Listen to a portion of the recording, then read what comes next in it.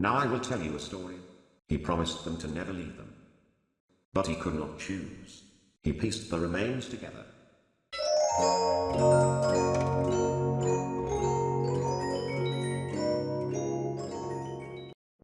Arr, you never stood a chance! Arr, never underestimate the cunning of a pirate. Or a fox, for that matter. I can't run like I used to, but I can pull myself apart just fine. Arr, so much more spacious in here. I may stay a while. Arr, I came for ye booty. That be treasure, you know.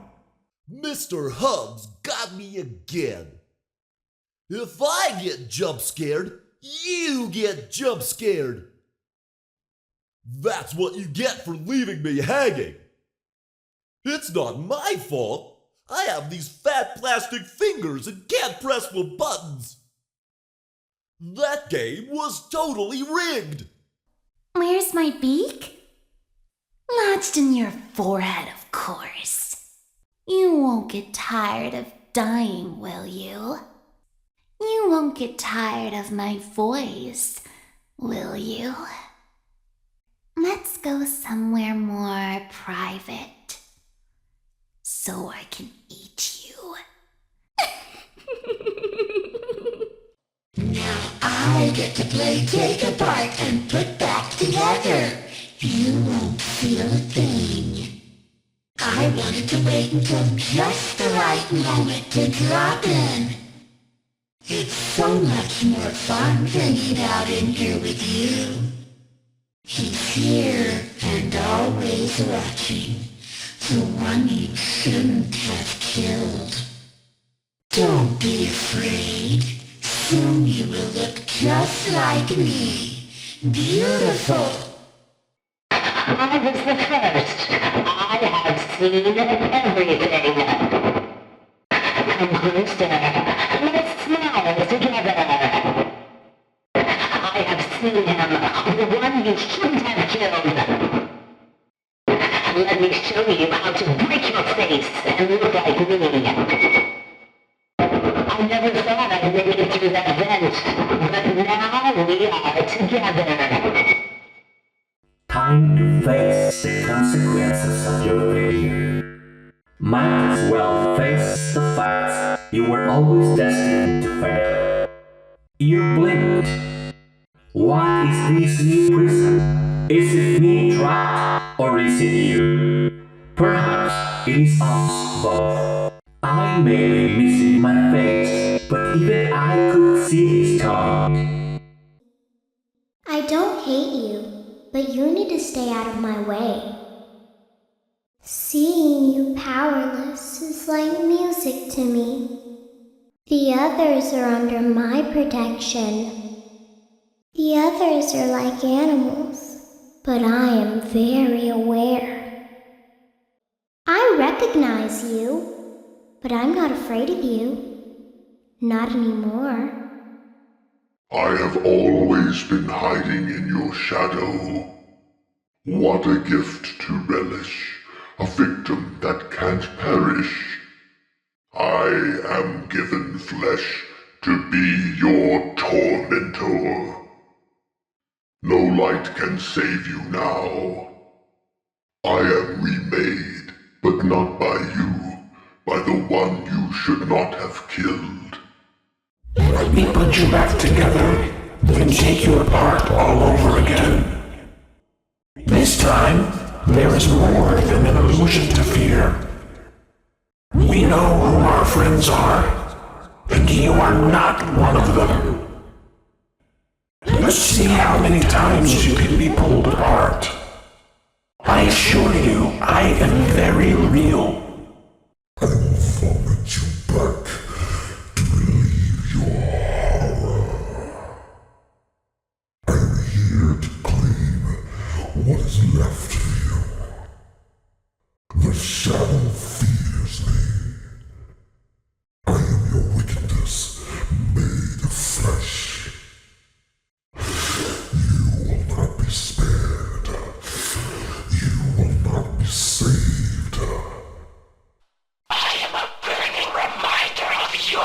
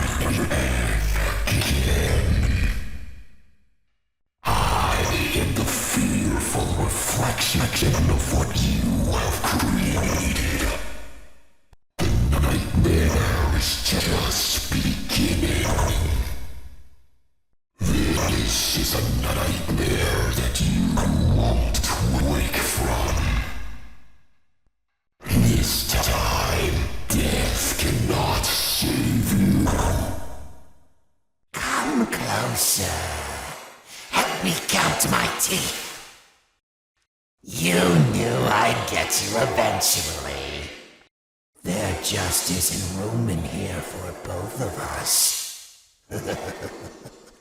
Flash that light all you want. It can't save you now. You're not so big. Just a bite-sized morsel. Want to see the scooping room? I guess you forgot about me. These are strange circumstances that have brought us together. I could hear you breathing. Don't be shy. Admit it, you wanted to let me in. Why do you hide inside these walls? It seems you couldn't make it to my show, so I brought the show to you. It's time to take your final bow.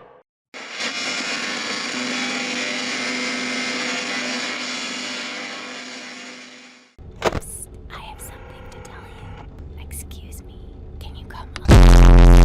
Everyone underestimates me, but then they turn their back and I'm like, boo! And they're like, what? You and I don't get to talk as often as I'd like. I bet you weren't expecting me, were ya? Turn your back for 1 second and I'm like, wazoo! Ninja skills. Move over, Freddy Fazbear. Happy Frog is the new star of the show. We've only just begun. I will never let you leave. I will never let you rest. My friend, you have met a terrible, terrible demise. But, I don't feel too bad about it.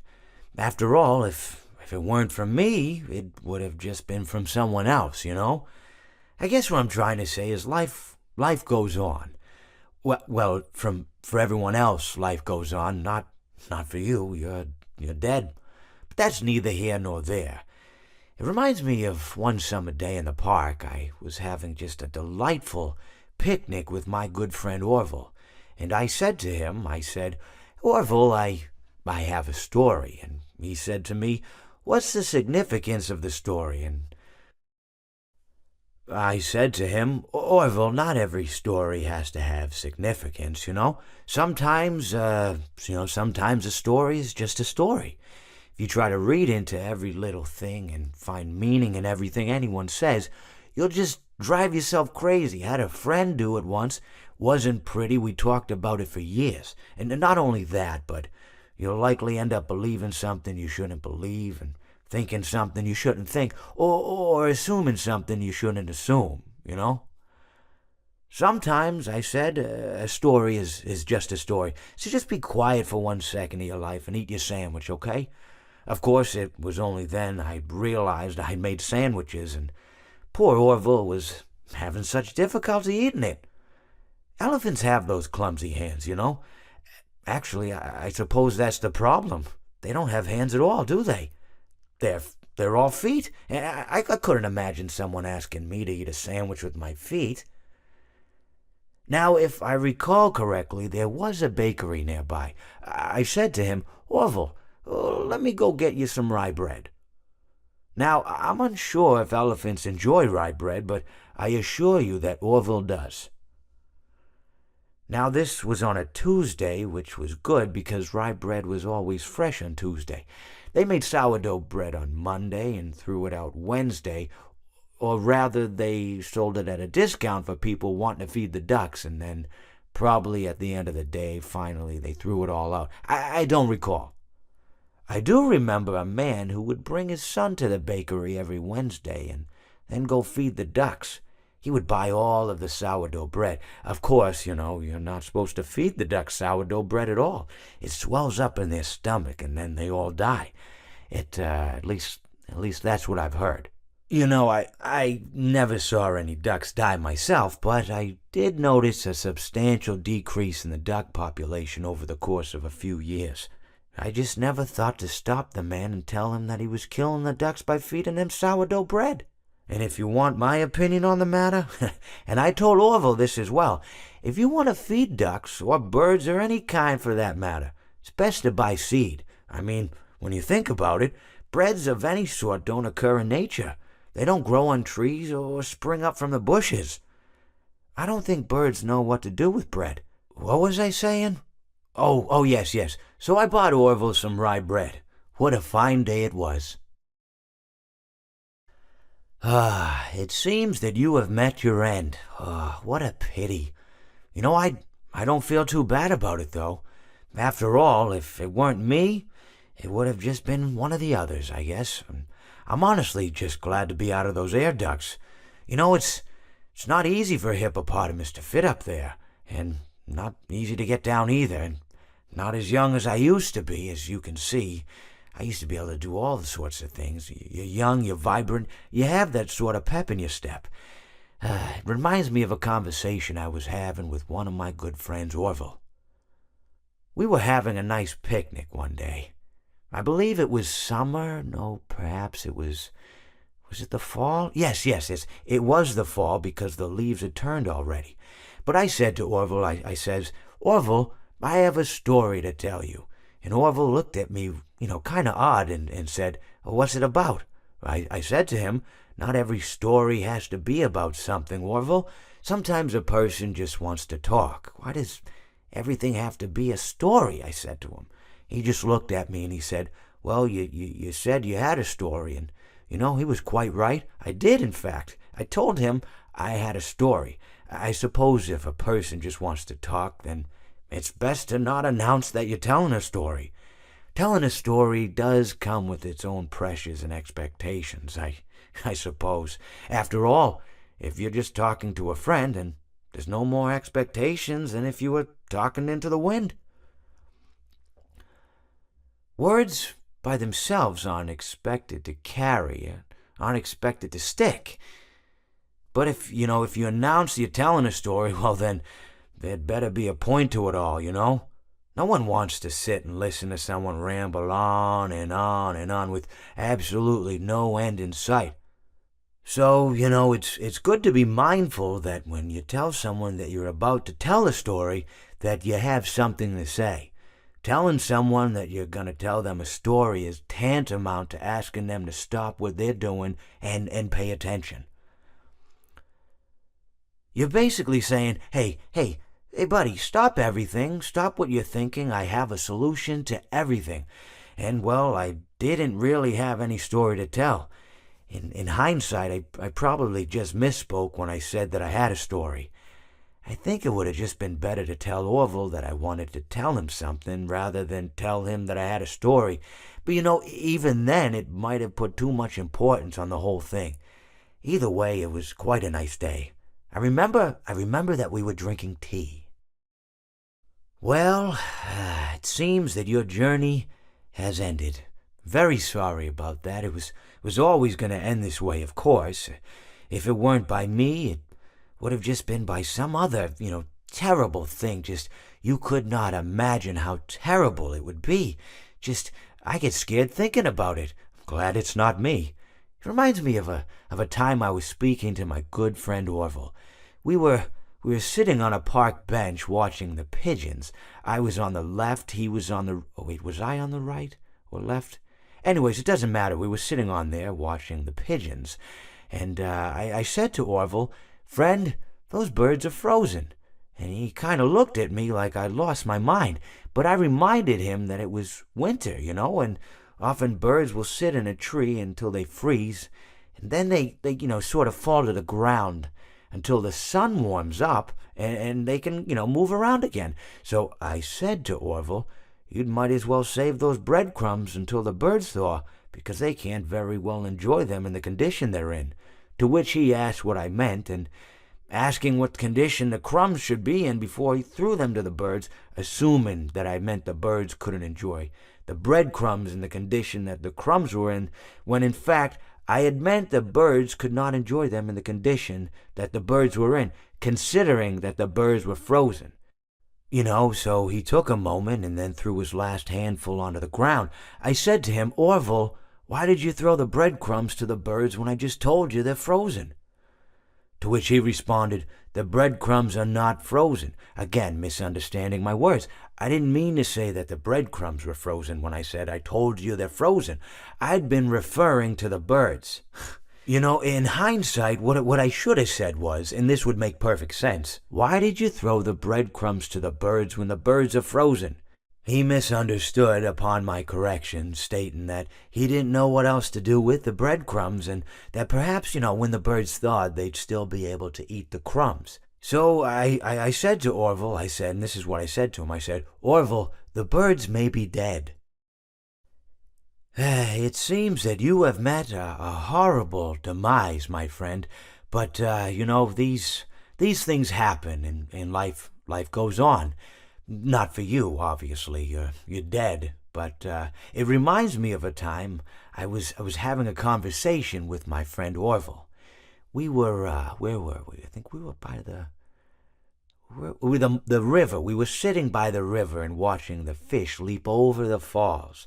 And I said to Orville, sometimes I feel like a fish leaping over and over again, always trying to get somewhere, though I don't know where, only to find myself in the jaws of a beast. He, of course, looked at me, surprised, "Have you been in the jaws of a beast, friend?" To which I said, "No, of course not, Orville." I said, No.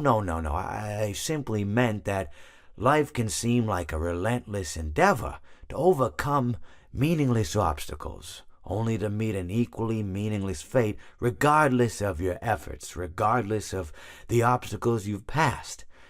And Orville, he stood and proceeded to drape me with a picnic cloth, to which I asked him, I said, "Friend, what are you doing?" He looked at me very concerned, really. "I feel like you've gotten too much sun."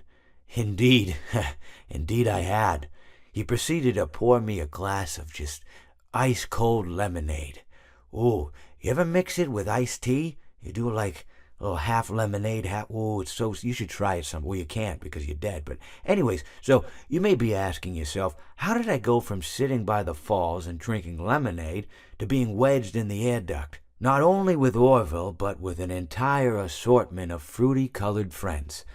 Well, there's really no good answer to that, but perhaps I met a demise of my own at some point, and this is my afterlife or my dream, whatever it might mean. I honestly don't know. Or maybe it doesn't mean anything at all. Maybe it doesn't mean anything at all.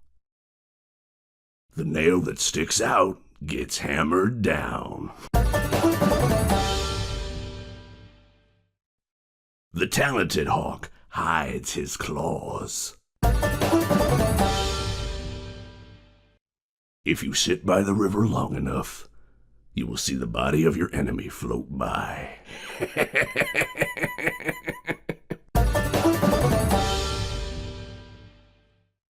Even monkeys fall from trees. I consider it a dignified death. Not really, it was actually quite pathetic. Don't you hate getting killed by obscure secondary characters? Stranger danger! I was just waiting for you to drop your guard. Whoops, that's gonna leave a mark. This is how it feels, and you get to experience it over and over and over again, forever. I will never let you leave. What did you think of my act? I don't get out much, so you'll have to forgive my enthusiasm. He tried to release you. He tried to release us. But I'm not going to let that happen. I will hold you here. I will keep you here, no matter how many times they burn us.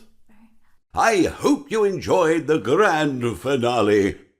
Now is my time to shine. Please deposit 5 coins. Please deposit 5 coins. Please deposit 5 coins. So good to see you again, my truest friend. but now your life must end. What a fine day to come here and say that your face and flesh I must flay. What a treat to come here and meet your face as it hits concrete. I found my guitar, now reach for the stars as I plunge it through your heart. Why so blue? You know I'll be true, and now I'll make slippers out of you. That's right! And don't you come back now, you hear? That'll teach you for trying to trick this old bird. Thought you could fool me with that sign, but I was too smart for you. I may not like wet floors, but the smell of fresh meat is just too enticing. Whoops, looks like you're the one that slipped up this time. Yarg, how may I be of service to ya? Yar, what can I do for ya? Yar, who touched me bird? Yar, me bird likes you, so I'll do ye a favor. Yar, you win some, you lose some. Hey, keep it down, would ya? When I'm here, you play by my rules. You hear that? It's the sweet, sweet sound of your eternal silence. You and I will be making music together for a long, long time. A song was requested of me, and now I sing it. Smile. Say cheese. I'm ready for my close-up. Today's all about me.